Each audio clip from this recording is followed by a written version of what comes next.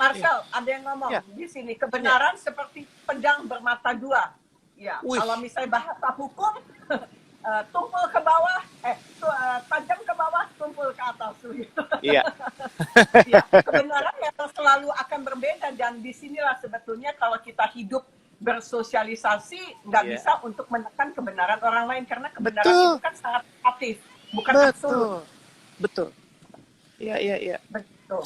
Ya, saya mau mencoba, ada satu tulisan melansir dari The Limitless Mind. Ada Iya. 5 tanda memiliki spiritual yang hidup. Mau ngecek Marcel.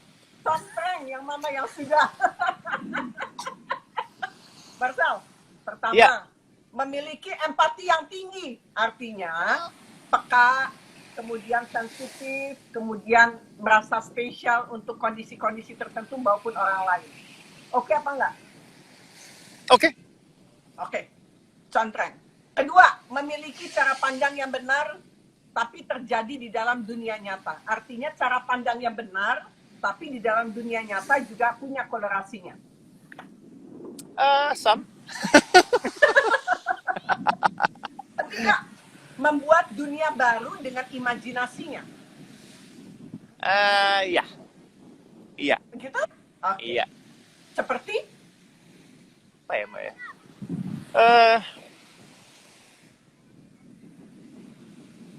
Saya selalu bercita-cita untuk membuat sebuah tatanan gitu ya, tatanan untuk apapun itu, apakah itu nanti kemudian akan menjadi sebuah social engineering atau tidak, saya tidak terlalu pikirkan, tapi minimal tatanan itu harus terjadi di dalam lingkaran kecil saya, di keluarga saya gitu. Karena saya percaya itu jadi titik di mana kita bisa pelan-pelan membangun dengan skala yang lebih besar. Kalau kita bisa membangun itu, kesadaran itu ya dari hal-hal yang kecil, itu kan juga bentuk awal dari terciptanya sebuah tatanan gitu, harapannya. Gitu. Ya, itu artinya jago imajinasi, visioner. Jadi punya gambaran yang bagus. Oke, contreng. Keempat. Ya, saya lumayan visual soalnya Mbak, bahaya. Lumayan visual. Kamu itu manusia, Marcel, kamu itu manusia visual atau auditory? Waduh, visual Mbak. Visual sih, visual. Ya. Padahal kan kamu pemain drummer juga, kamu kan juga nyanyi, kamu Waduh, kan juga olahraga. Oh, nggak tahu tuh apa ininya, apa klasifikasinya apa Mbak? Iya itu pasti ya. Cuman visual itu kadang-kadang kalau misalnya orang nyeritain sesuatu, saya lumayan, aduh udah dong jangan dibahas, kebayang soalnya langsung kemana-mana. Karena imajinasinya beda-beda begitu ya. Betul. Terus yang keempat, di sini dikatakan sering bangun di waktu malam. Artinya macam-macam aja, entah itu haus, tahu-tahu ke toilet, tapi ada sesuatu yang membangunkan di waktu-waktu malam, di waktu keheningan malam. Iya. Begitu? Iya. Oke, good. Contreng. Yang kelima, mengalami mimpi buruk. Suka nggak sih? Pernah nggak sih mimpi buruk? Ada kondisi kayak alam bawah sadar yang mengganggu nggak sih, Marcel? Enggak, Mbak.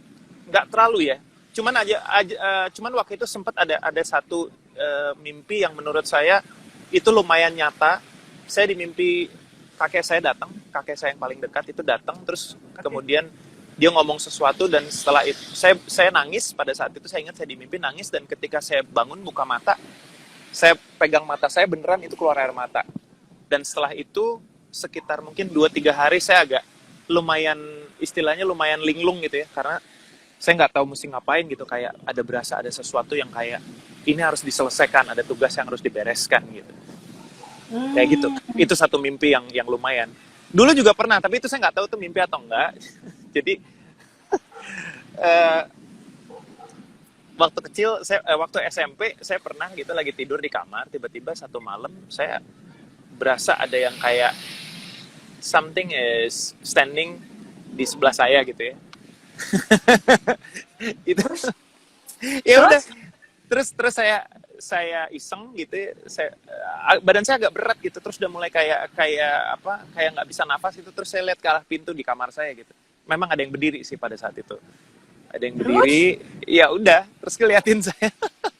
Itu lumayan traumatis sih sampai terakhir sampai beberapa tahun ke depan, karena lumayan jelas itu siapa gitu, perempuan, sosok perempuan. gitu. Ada strong message nggak yang seperti itu? Strong message-nya, aduh, nyebelin banget sih nih orang. Karena ngeri mbak, trauma banget itu, lumayan karena dia ngelihatnya dengan sangat jelas, dia merhatiin saya gitu, terus tapi saya nggak tahu itu mimpi atau enggak gitu. Cuman ya, Oke. iya, cuman ya lumayan gitu, lumayan lah intinya. Iya. Itu yang katanya mungkin di gelombang alfa kali ya, antara Kenapa? kita sadar Iya, penuh sama antara sadar tidak sadar tapi mau bangun gitu ya, iya. di Biasanya di gelombang tengah, alfa gitu. betul di tengah-tengah, di pertengahan antara kita mau tidur, di Iya, limbo itu kan iya, istilahnya, di tengah-tengah atau tidur atau enggak, sadar atau enggak gitu. iya. Udah sih mbak, kalau Marcel, kalau mimpi saya buruk sekali enggak. Mm-mm. mimpi buruk nggak pernah. Oke, jadi dari 5 ini bisa dikatakan ya memang ternyata ada tanda-tanda spiritual yang hidup di dalam dirimu. Dan saya juga sedang mendata apakah memang itu terjadi pada diri saya begitu ya. Tapi Oh oke lah, yes. sekarang kan fokusnya kan ada di kamu. Marcel, tapi menariknya begini. Berjalannya spiritual artinya kan ada nilai-nilai yang memang diajarkan atau dipelajari oleh keluarga yang mempunyai nilai pluralisme itu, gitu ya. Iya, betul, Apa betul. nilai-nilai yang bisa disatukan antara Katolik yang ada di dalam keluargamu, bahkan kamu Mm-mm. juga pecinta Buddha, saya juga termasuk Iya, orang yang pecinta Buddha dengan ajarannya, iya, dengan pesannya, dengan iya. Islam. Bagaimana Marcel bisa membawa benang merah ini di dalam kehidupannya sekarang?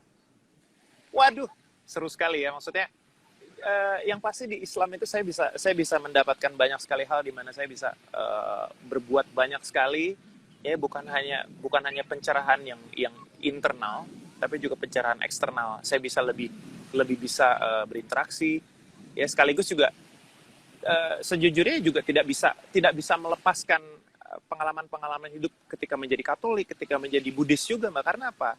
Waktu dulu ketika Katolik, saya tuh sampai satu titik di mana saya menjadi putra altar, jadi misdinar. Otomatis itu mengajarkan saya bagaimana untuk menghamba, untuk to serve people, untuk melayani orang lain gitu. Jadi saya belajar di situ. Saya mendapatkan konsep-konsep mengenai pelayanan, mengenai berserah diri, mengenai istilahnya menyangkal diri kalau di Katolik ya, menyangkal diri, penyangkalan diri. Di situ saya belajar. Ya, lalu kemudian saya juga sempat tergabung di dalam satu komunitas paduan suara dari berbagai denominasi gereja waktu itu, namanya Glorify the Lord Ensemble dari Bandung. Itu isinya adalah gereja-gereja dari berbagai macam aliran, itu dari denominasi.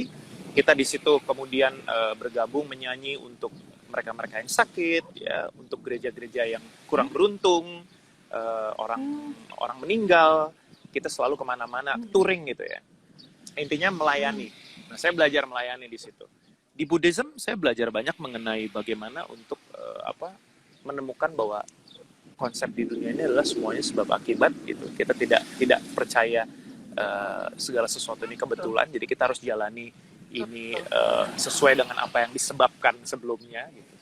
Ya, dan gimana Mbak ya, kalau udah masuk begini kan kita nggak bisa begitu saja melupakan semuanya dengan keyakinan yang istilahnya buat bahasa manusianya adalah keyakinan baru. Kita nggak bisa gitu aja melupakan. Oh iya. Jadi itu semua udah ada apa, udah ada di Kaitan sini mata rantai iya itu. udah ada mata rantainya, dan saya pribadi memutuskan untuk itu menjadi kekuatan saya untuk melihat hidup saya sendiri gitu. Saya nggak menggunakannya untuk hidup orang gitu, intinya hidup saya gitu.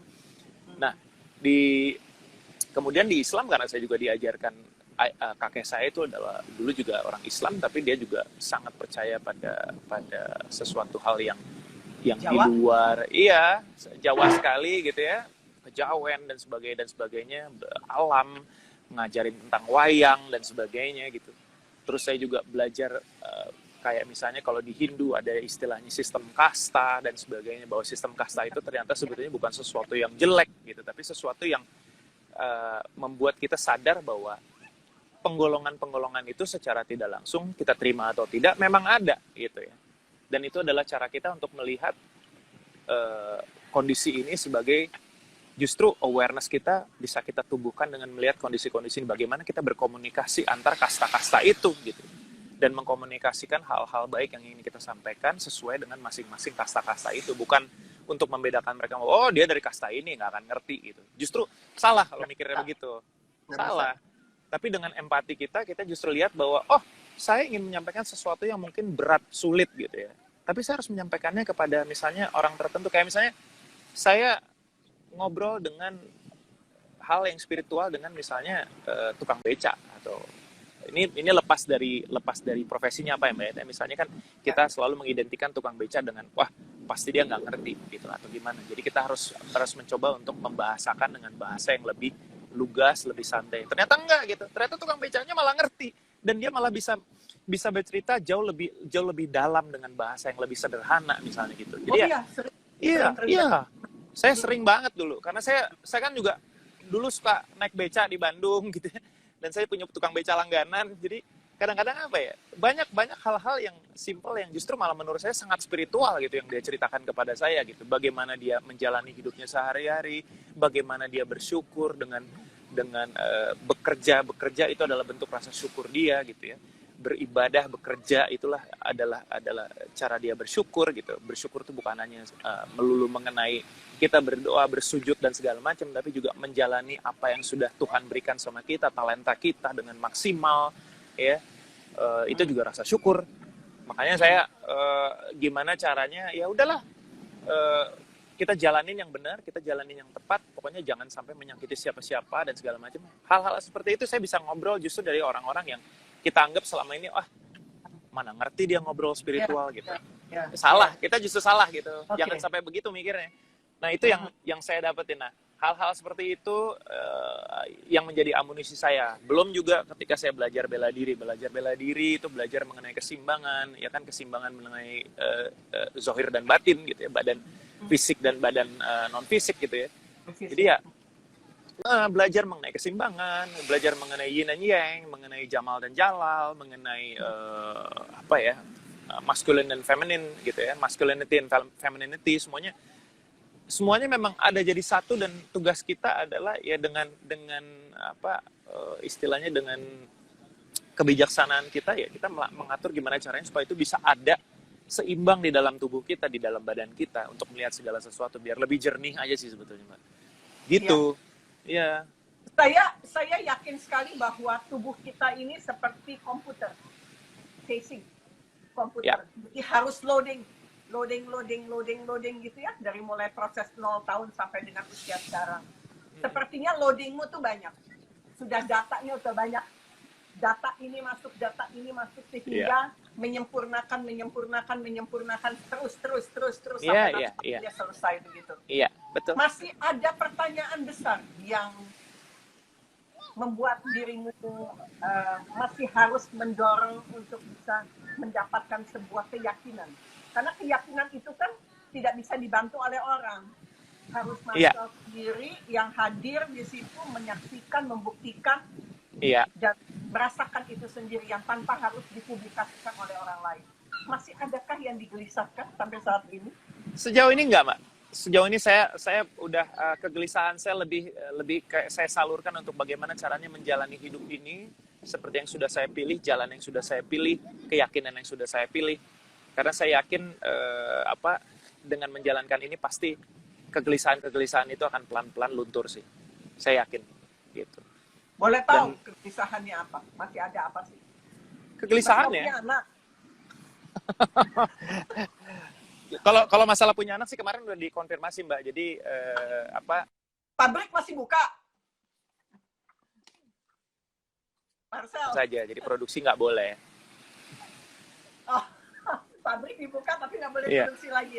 Iya, pelatihan dan pengembangan saja boleh, tapi kalau produksi udah nggak boleh katanya. Iya. Belum dijawab. Jadi kegelisahanmu apa? Pertanyaan besarnya apa lagi? Pastinya dong ada pertanyaan. Kalau tidak ada pertanyaan, saya yakin jiwamu nggak akan punya progres lagi ke depan. Saya aja sampai di titik ini masih ada pertanyaan yang harus saya buktikan. Pertanyaan yang membuat saya yakin dengan apa yang saya bisa rasakan sendiri tanpa harus campur tangan orang lain. Iya. Mungkin kegelisahan saya adalah saya masih penasaran sebenarnya tugas saya di dunia ini apa. Itu aja. Itu tugas saya. Karena saya merasa bahwa saya ada tugas ini, ada sesuatu, tapi saya masih belum tahu tugas saya apa. Nah, sekarang saya nggak mau membuang waktu karena dengan pertanyaan itu tugas saya apa, tapi saya lebih baik saya sekarang jalani bagaimana membangun sendiri, karena saya yakin, nggak tahu kenapa kok kayak saya sepertinya ada sedikit dikasih tahu skenario ini, cuman memang Tuhan dengan kebesarannya Tuhan tidak mau memberikan semuanya. Biarkan suruh cari sendiri. Jadi biar moga-moga nanti sih akhirnya saya ketemu nanti tugasnya seperti apa. Cuman itu aja Mbak, penasaran kadang-kadang, aduh saya kok berasa kayak ada sesuatu yang harus saya selesaikan, tapi saya penasaran aja gitu apa gitu. Cuman saya nggak mau capek-capek mikir deh. Saya mau beribadah aja, menjalankan fungsi.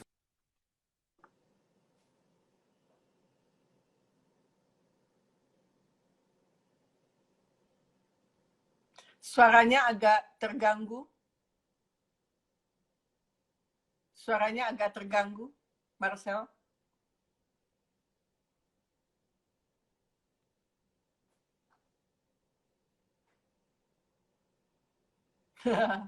Ini pasti signalnya di Bali lagi angin keras di pantai. Coba. Wah. Tunggu. Saya harus mengundang lagi Marcelnya. Marcel? Ya, oke. Sepertinya angin membuat obrolannya sedikit terputus. Sorry Mbak. Sorry. Tiba-tiba menghilang. Angin yang merdu ada di telingamu tadi. Dia memastikan. Gitu ya. Iya. Ya. Penasaran aja Mbak. Jadi jawabannya tadi ya mungkin tadi kan keputus ya. Penasaran aja sebenarnya tugas saya di dunia ini apa. Kali ini gitu. Kali ini tugas saya apa. Anyway. Thank you Mbak. Hopefully I can cope that. I can survive to be always like that. Ya, karena buat saya baik atau tidaknya orang adalah ketika dia tahu fungsi dia akan ditujukan kepada hal apa yang di depannya. Karena kalau orang tidak sampai ke sana cara berpikirnya ketika mereka hidup, itu hanya untuk memuaskan ego. Sementara sekarang bulan Ramadan, kita tahu bahwa segala sesuatu sifatnya sedang mengikis ego kita masing-masing begitu ya. Apapun agamanya, saya tidak peduli. Tapi yang saya perhatikan adalah seseorang dengan ego, dengan spiritnya, dia harus tumbuh berkembang optimal. Apakah menjadi orang baik, apakah menjadi orang jahat, itu pilihan. Begitu saya senang banget dengan bahasa Mbak Raya tadi bilang bahwa kita ini harus bertumbuh, itu setuju saya, karena saya selalu punya visi dalam menjalankan apapun itu dalam hidup saya gitu. Saya harus jadi lebih baik. Saya nggak mau jadi orang baik, tapi saya harus jadi lebih baik. Betul. Dan saya yakin itu. Iya. Marcel, kalau satu saat waktumu tiba, ajalmu dijemput. Iya. Dengan cara bagaimana yang kamu inginkan? Apa ya, Mbak ya? Cara apa? Ritualnya maksudnya atau apanya? Atau gimana? Kamu posisi ketika lagi ajal itu menjemput, kamu punya skenario apa? Karena kan kamu orang yang punya imajinasi yang bagus. Jadi kamu harus merancang, bukannya kita yang merancang takdir kita sendiri. Dan Marcel termasuk orang yang masuk dalam kategori itu. Pasti kamu punya bayangan kalau saya mati nanti maunya seperti ini. Saya contoh aja satu ya. Kalau misalnya saya tiba-tiba mengalami satu sakit berat yang kemudian mengharuskan saya untuk terbaring lemah di tempat tidur. Nggak boleh. Dan Nggak boleh. Misalnya. Nggak boleh ya. Oke. Contoh lah, misalnya gitu. Saya bahkan punya pikiran untuk saya akan mengajak keluarga saya gitu. Kita ngumpul sama-sama, lalu biarkan mereka nanti menyaksikan semuanya proses saya pergi gitu. Karena dan saya minta mereka untuk nggak boleh sedih gitu ya, mengimbau mereka untuk jangan sedih karena kita sudah banyak menghabiskan waktu-waktu bahagia bersama gitu. Jadi kita nggak usah lagi berpikir bahwa ini sedih, ini cuman masalah siapa yang duluan aja gitu. Kita semua kan pasti akan menuju ke sana. Jadi ya ini masalahnya saya duluan dan kalian harusnya party nih karena saya duluan gitu. Saya ngomong sama Eki begini, saya sama kamu, saya yang lewat duluan. Makanya waktu Eki di ICU, saya bisikan ke telinganya, dia kan bangun, Marcel. Terus saya mengatakan, gak bisa, karena udah perjanjian jiwa saya sama Eki, saya yang jalan duluan. Terus saya pesannya begini, nanti. Dan itu dibuktikan. Karena saya punya kekuatan imajinasi untuk mewujudkan itu, untuk merangkai saya punya takdir sendiri. Sehingga itu dijawab dengan baik. Satu lolos. Yang kedua, saya mengatakan gini, saya pasti akan meninggalkan kamu dulu. Jadi satu, saya nggak mau terlalu banyak tiap hari ada doa apa ini itu. Satu hari lakukan pesta seperti orang Batak, tahu nggak? Kan kamu Batak, yes. Jadi berceritalah mengenai Soraya yang kamu kenal. Kalau Soraya menjengkelkan, ceritakan. Kalau Soraya menyenangkan, ceritakan apapun dalam satu hari itu. Bawa makanan yang Soraya suka. Betul. Apapun satu hari itu. Dan setelah itu udah selesai. Nggak usah terlalu banyak nangis-nangis, bombay, drama, nggak penting. Saya bilang gitu. Iya. Kepergian itu harusnya disyukuri gitu. Karena berarti tugas kita sudah selesai, kita sudah berhasil menyelesaikan apa yang sudah diamanahkan kepada kita. Jadi jangan sedih sebetulnya. Gitu. Kalau sedih karena pasti kan karena memori-memori yang kita harus lepaskan dan kita nggak terima memori itu tiba-tiba direnggut dari kita gitu. Tapi lebih dari itu ya semuanya harus disyukuri dan harus kalau perlu diketawain sih, Mbak. Ketawain aja. Gandhi. Mahatma Gandhi mengatakan ketika kita lahir banyak orang yang mentertawakan dengan kebahagiaan, tetapi kita hadir itu sebagai orang yang menangis. Tapi ketika kita wafat, kita tiada, justru mereka menangis, kita yang harusnya berbahagia. Itu salah satu kata dari Mahatma Gandhi. Betul. Begitu ya? Iya.